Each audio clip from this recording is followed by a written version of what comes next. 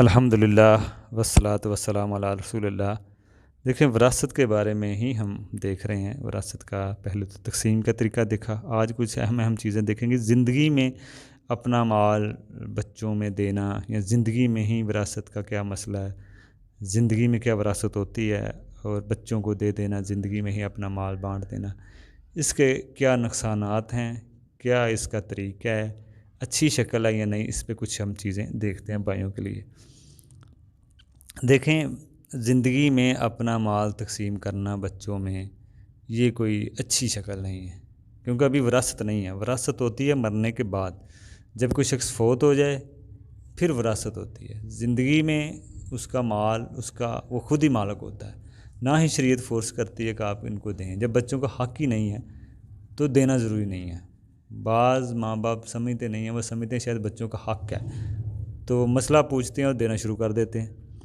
یہ بھی فیشن چل رہا ہے آج کل، لیکن یہ اس میں خرابیاں کیا ہو سکتی ہیں؟ دیکھیں، مثال کے طور پہ زندگی میں تو حصول یہی ہوتا ہے، ہبہ ہدیہ ہوتا ہے کہ جب کوئی اپنا مال پراپرٹی جائیداد بچوں میں دے۔ ایک تو ہوتا ہے نفقہ، ضرورتوں کے حساب سے کسی کے اوپر کم زیادہ خرچ کر دیا، اس کی بات نہیں کر رہے۔ نفقہ ضرورتیں اس کے حساب سے بچوں پہ خرچ کرنا۔ ایک ہوتا ہے گفٹ کرنا، ہدیہ کرنا، مال پراپرٹی جائیداد بچوں میں، اس میں پھر انصاف ہے۔ بیٹے کو لاکھ مل رہا ہے تو بیٹی کو بھی لاکھ، یہ شرط ہے، کیونکہ یہ وراثت نہیں ہے۔ وراثت میں ہوتا ہے سنگل ڈبل، اس میں برابر برابر والا اصول چلے گا۔ اس میں بڑا نقصان ہے، ایک نقصان تو اس میں یہ بھی ہے، بیٹوں کا نقصان ہے۔ بیٹوں کو بعد میں ملتا ہے تو زیادہ ملتا ہے، زندگی میں تو اس کو کم مل رہا ہے۔ بیٹی جتنا ہی مل رہا ہے تو بعد میں بیٹے کو زیادہ ملتا، اگر بعد میں تقسیم ہوتی تو یہ مسائل ہیں۔ ایک اور اس میں مسئلہ ہے کہ اگر باپ نے زندگی میں غلط تقسیم کر دی، کسی کو کم، کسی کو زیادہ، کسی کو محروم کر دیا، جو اکثر ہو جاتا ہے۔ دوسری شادی اگر باپ کرے، اس سے بھی کوئی بچے پیدا ہوں بعد میں، پھر ان کے لیے مسئلہ، کچھ کو دے چکا ہے باقیوں کے لیے کچھ بچے ہی نہیں ہیں، تو یہ پھر سارے مسئلے زندگی میں پیدا ہونے شروع ہو جاتے ہیں۔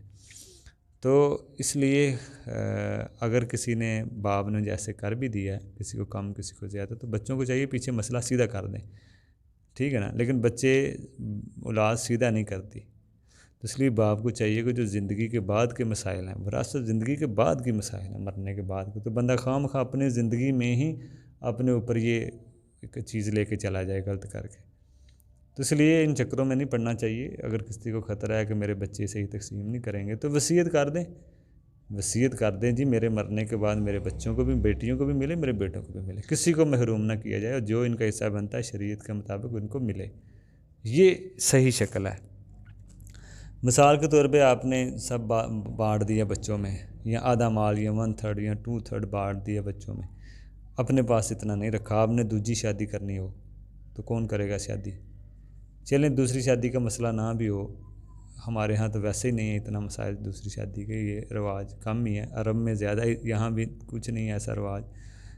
تو پھر بھی بیوی بھی تو نہ، اگر بیوی کو آپ دیتے ہیں کچھ، یا اپنے پاس کچھ نہیں رکھتے، بچوں کو دے دیتے ہیں، تو بچے شاید اس طرح آپ کا خیال نہ رکھیں، یہ بھی تو مسئلہ ہو سکتا ہے۔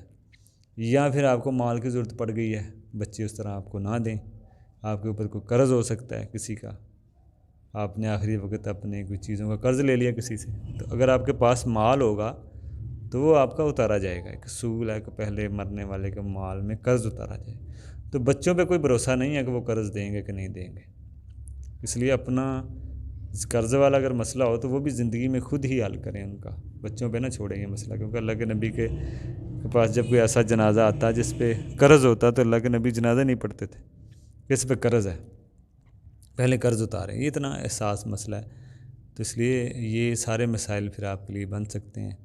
شاید بیوی اس طرح آپ کا خیال نہ رکھے جب آپ کے پاس کچھ نہیں ہے، بچوں کو آپ نے کوئی بات منوانی ہے شرعی طور پہ کوئی، ٹھیک ہے نا، تو شاید بچے بھی نہ مانیں، کل کو وقت کا پتہ نہیں ہے کیا ہونا ہے، تو اس لیے ان چکروں میں نہیں پڑنا چاہیے۔ بعض لوگ نام کرا دیتے ہیں، بیوی کے نام کر دیا، کسی بڑے بیٹے کے نام کر دیا، بعد میں پھر وہ بیٹا سبھی کا حصہ ہوتا ہے، کسی کو بھی نہیں دیتا، تو یہ سارے مسائل پھر بعد میں شروع ہو جاتے ہیں۔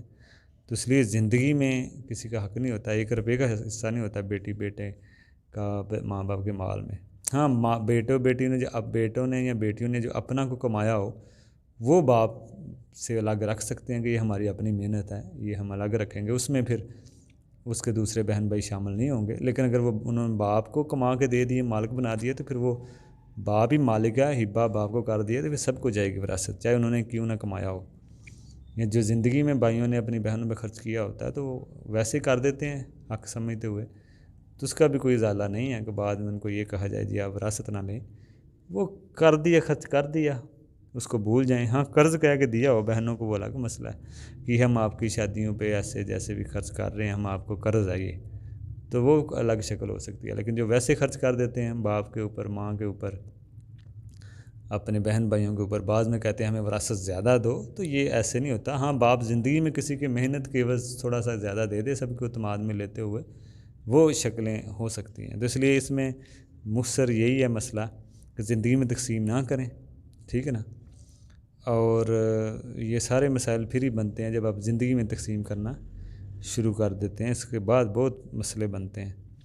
تو وراثت کا جو نظام اللہ نے رکھا ہے اس کے اوپر رہیں، زندگی میں آپ دینا شروع کریں، اس سے بہتر ہے کہ آپ وصیت بنائیں، اپنا مال اپنے پاس رکھیں، اور مرنے کے بعد پھر انسان کا وراثت جب بنتی ہے، پھر سب بچوں کو سورۃ النساء میں جو قانون ہے اس کے مطابق سبھی کو جائے گی، بیٹیوں کو بھی ملے گی، بیٹوں کو بھی ملے گی، اور بیٹوں کا جو اپنا کمایا ہوا مال ہے وہ باپ کی وراثت نہیں بنتی، لیکن کوئی باپ کو دے دے تو پھر سبھی کو جائے گی، بہن بھائیوں کو، باپ کے۔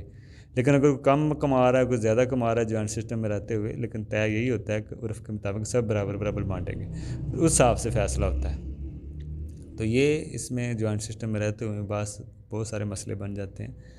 تو باپ کا جو اپنا مال ہے ہم اس کی بات کر رہے ہیں، جو بیٹوں نے بھی دے دیا وہ بھی باپ کا ہی ہے، جو بیٹوں نے کہہ دیا یہ بھی آپ کا ہی ہے، آپ ہیں مالک اس کے، تو پھر اس حساب سے مسئلے کو برل دیکھا جاتا ہے۔ یہ چند چیزیں ہیں جو زندگی میں ہوتی ہیں۔ السلام علیکم ورحمۃ اللہ۔